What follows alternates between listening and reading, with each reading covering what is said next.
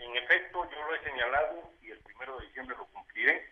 Voy a dar información que va a sembrar a México porque iremos a fondo, en serio, de qué fue lo que pasó en Veracruz, de qué nivel fue la corrupción, que ya más o menos se tiene una dimensión, quiénes fueron los beneficiarios de esa corrupción y vamos obviamente a seguir profundizando a partir del día 1.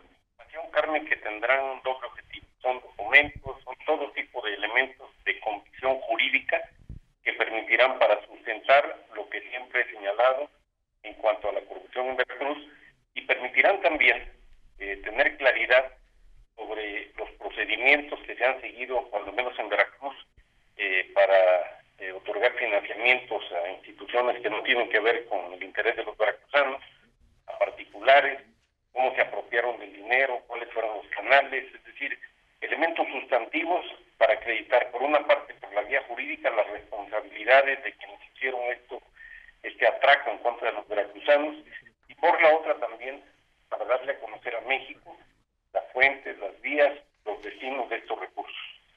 Evidentemente, recursos públicos, en un 99%, la gran mayoría de recursos públicos, y recursos públicos muy, muy cuantiosos. Hay desvíos por miles de millones de pesos ya denunciados en Veracruz por la Auditoría Superior, pero todo el mundo quiere saber dónde están. Yo me he dedicado, Carmen, durante mucho tiempo, 12 años, a combatir un régimen corrupto. En 12 años he tenido que aguantar absolutamente todo, pero no me han hecho desistir. 12 años profundicé en el tema, particularmente este año y después de la elección, le dediqué mucho tiempo a investigar cuál había sido el destino de los recursos, cómo los habían sacado del gobierno, quiénes habían participado. Una parte ya lo di a conocer en la denuncia que presenté el 3 de abril, y otra muy importante me la reservo para el día 1 de diciembre, porque ese día tendré los instrumentos jurídicos para poder actuar. Los mecanismos han sido muchos y muy diversos, desde los más sofisticados hasta los más burdos. Desde los más sofisticados, que pasan por el extranjero, que pasan por muchos otros lugares, hasta los más burdos como estos de las empresas fantasma, que por cierto se originaron en el DIF estatal.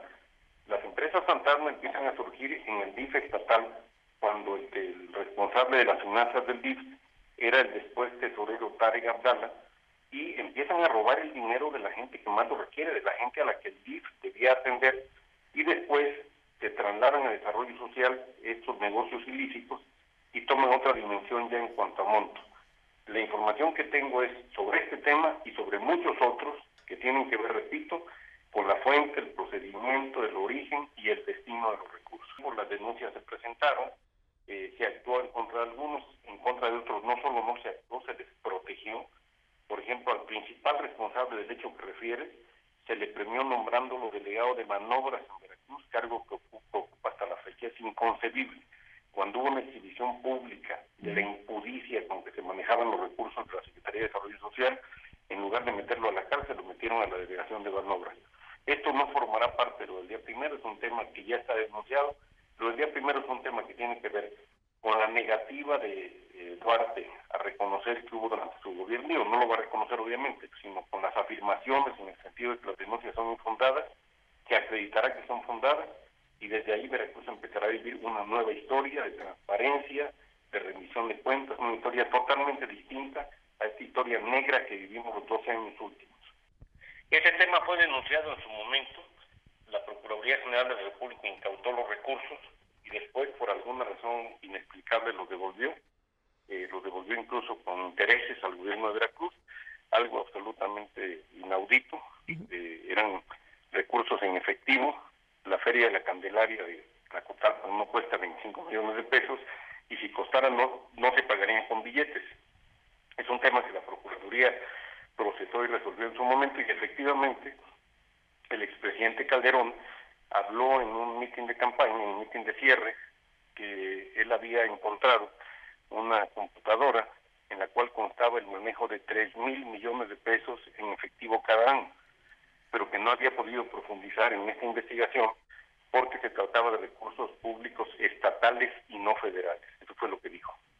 Bueno, me parece que el régimen no cambia, es alguien al que nombran para solapar, para encubrir, para tratar de limpiar todo este escenario realmente de desastre moral, de desastre económico, de desastre de todo tipo.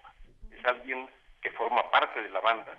Es inconcebible que en lugar de que el PRI hubiera pensado en una veracruzana o veracruzano honorable, hubiera pensado en alguien que forma parte de la banda, que era el segundo de la banda. Esto es una práctica en el PRI, por eso los veracruzanos el 5 de junio dijeron se acabó, y el 30 de noviembre se acabó. El 1 de diciembre Veracruz empezará a vivir otra etapa, otra época, y tú verás, y los mexicanos verán, y los veracruzanos en particular verán, que será una mejor época para Veracruz.